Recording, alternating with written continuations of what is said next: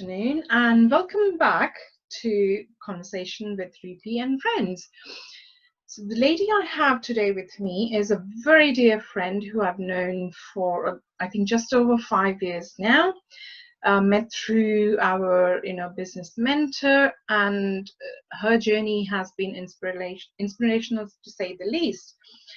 The lady in the lady has got focus on creativity and self-expression, and Alina has found her footing as a holistic therapist in body-based practices with the intention to provide a nurturing space in which one can surrender to the beauty and pleasure of being embodied in the art of touch, massage, reiki, and sacred dance. Through movement, energy, and bodywork, as well as esoteric studies, Alina is providing an avenue where one can learn to open up, to love, and learn to love the body after neglect, abuse, or rejection. And if I had to put somebody as, completely in touch and in connection with their feminine energy and the child energy, Alina is the perfect example. It gives me great joy to bring you my very dear friend, Alina. Welcome, beautiful. Good day, my beautiful one. Thank you so much. How are you? Thank you. I am really well. I was really looking forward to our conversation and to Thank you. Together. Thank you. So, feminine connection, huh? And a childlike connection. So that makes you what? A child woman? Completely like a child woman? Which... Sorry, yeah, go ahead. I would say that the maiden aspect, which when if we were to speak in archetypal terms, the maiden aspect, that aspect of ourselves, which is the forever young, or is the aspect that always resides in that state of purity, state of innocence, and connection to unity. There is no duality to it. Mm-hmm. So that magical space in which we all have access to, so to speak, in the archetypal realm.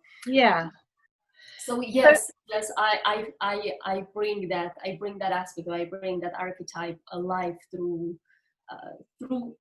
life, basically through everyday living, through certain behaviors and certain ways of relating to life.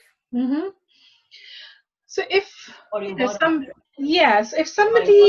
somebody who's watching us, who's watching this video and thinking, what is feminine energy? Despite being a female, we have now unfortunately disconnected from our feminine energy, our true feminine energy, and our ancestors, our elderly ladies, were so in tune with the energy of the feminist part of themselves, like with being in touch with Mother Nature, being in touch with the seasons, the moon, literally whatever feminine energy can be described, right? They were so in tune with themselves that, they would just have a lot of things heal within themselves by just being in touch with the feminine energy. So if somebody doesn't know what true feminine essence is, or true feminine energy is, how would you describe it to them? First of all, I would say that it is really sad that we actually have to inquire about what is the feminine energy, or what is the feminine dimension. And this in itself, it is, I wouldn't say necessarily testimony, but it shows just how far removed we are from our inherent nature, that we have to question what is the divine feminine and how is that expressed or embodied in ourselves.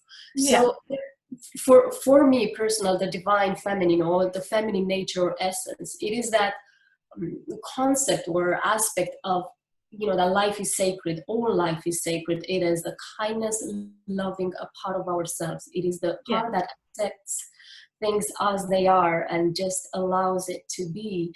It is presence, and it is the wild,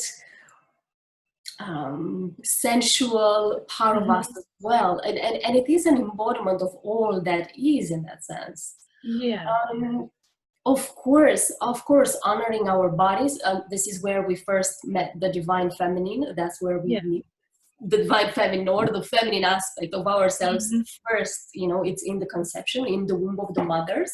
Yes. And from that perspective, we can say that the womb or women act as portals or gateways for, you know, spirit or essence or life in essence to be manifest in the material world or in the 3D world or here on this planet. Yeah. And therefore, our wombs and our bodies are gateways or portals of Yeah. the manifestation. So when we as women, first of all, bring peace, Yeah. reclaim our innocence, our wild side of ourselves, our power back, love towards our body, then we create the space through those acts. We create the Yeah. space in which the feminine can rise in us. A feminine is not something that can be strategized or Yes. put into goal settings or thought of it into irrational terms. It is something to be experienced, you know, like the beauty of a flower or the fragrance of a flower, the way it makes you feel, what it evokes in you. That essence in itself, it is a representation of the divine feminine or the feminine embodiment. That is beautifully explained, and you know, the perfect example with the flower and the fragrance.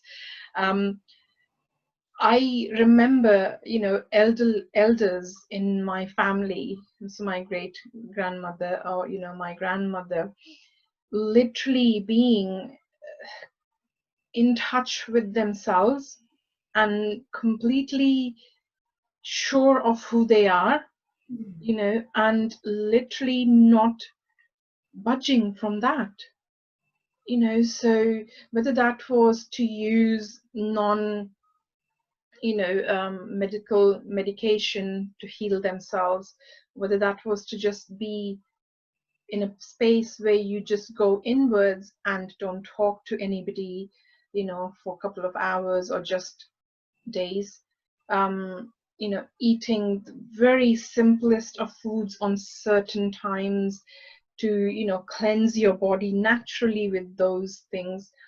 And then literally the best one which I remember my grandmother doing is literally sitting, you know, in quiet, and it doesn't matter what is going on in the house, you know.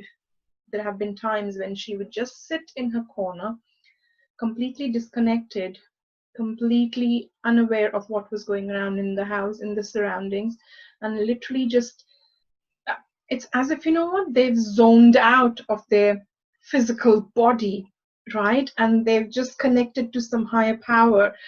And that's, you know, and then all I remember is the peace on her face, and then the way her body is so light, even if it's just sitting there slouched, it literally felt as if, you know what, she is some complete another person, another being. And I remember questioning her about it, and the best answer she gave me was, she said, as you grow into your life, your lessons and your challenges will appear, you know, and your soul will be ready for it.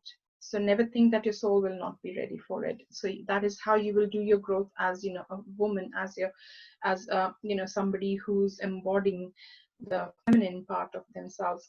And I think more in the Eastern world, you know, and I know there's a lot more now through shamanic, you know, teachings, through the Red Indian, you know, indigenousness, is this the correct word? Indigenous, yes.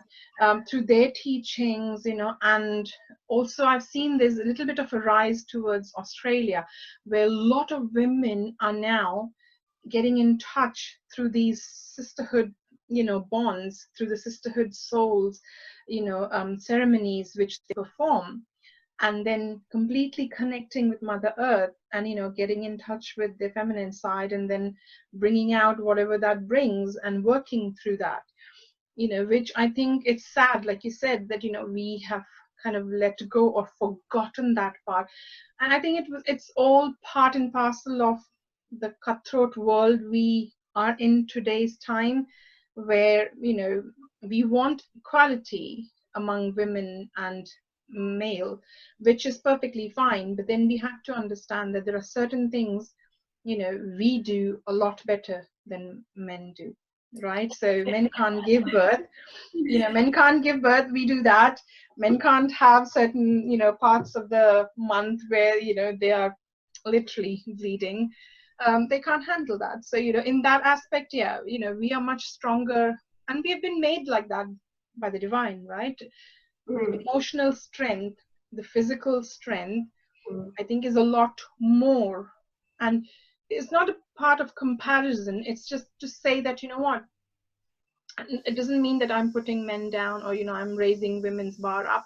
Nothing like that. It's just to show that, what, it's that inner strength which is there in us, okay, ever present, ever, literally residing in us. And I've always questioned myself. I used to always question myself when I was not in this space, where I could understand certain things. And I would think, you come to a point in life where you literally have no strength left. You literally feel, what, you cannot even take one tiny step forward because of whatever has gone on in your life, or whatever, life has chosen to present you. And then suddenly, from somewhere, you find that strength. You have that energy to just get up and start your day on a completely brand new level. And I couldn't understand where that used to come from. But then, having now, grown into my growth, and, doing a lot of soul work and spiritual work, you understand that it's always present in you. absolutely. When was the first time you realized that that is the key you have? I always knew it. I always knew it was there. However, going on to the life's journey, so to speak, um, it's been tempered. So I allowed other people's opinions, in that sense, to tamper with whatever I Yeah. knew innate wisdom at that time, and therefore influence my choices. Therefore, influence myself, because I thought, and I come to believe that if that person said it, that means it's better than whatever I. So I went through that process of discernment, if you will, Yeah. of discernment. So kind of to make, it is kind of like the hero journey in that sense. Mm-hmm. You leave home, you leave the nurturing space, or the space that you already know is, Yeah. made present with you, and you go on a journey only to come back, to come full circle as a cycle, to only to come back and to realize that the wisdom always resides within you. And looking back now at this journey, and I'm going to tell you, Rupi, last year, I mean, I went through various cycles, right? It's like a Yeah. spiral, like the feminine consciousness unfolds itself like a spiral, like our DNA as well, like Yeah. it's spherical. And we go through this process multiple times through our lifetime, right? We always are in this, like the day and night, it is a cycle in itself. And that's part of the feminine dimension, if we want to call it, right? Yeah. The conscious, the conscious, the mind, which is, if we want to talk in terms of, in this sense, is the representative of the masculine, goes to sleep at night. It enters the chamber of the subconscious, or going into that dream world, which is Yeah. the divine feminine, which is the infinite womb of creation, which is that space in which all possibilities Mm-hmm. resides. Yeah. And the second day we start anew, in that sense. So we go through this cycle all the time. But last year has been such a powerful year for me, with the passing of my dad and with a lot of things that has been happening. Yeah. It really prompted me very consciously and very aware into this dimension, if I want to call it, into what it felt for me like an oceanic space, in which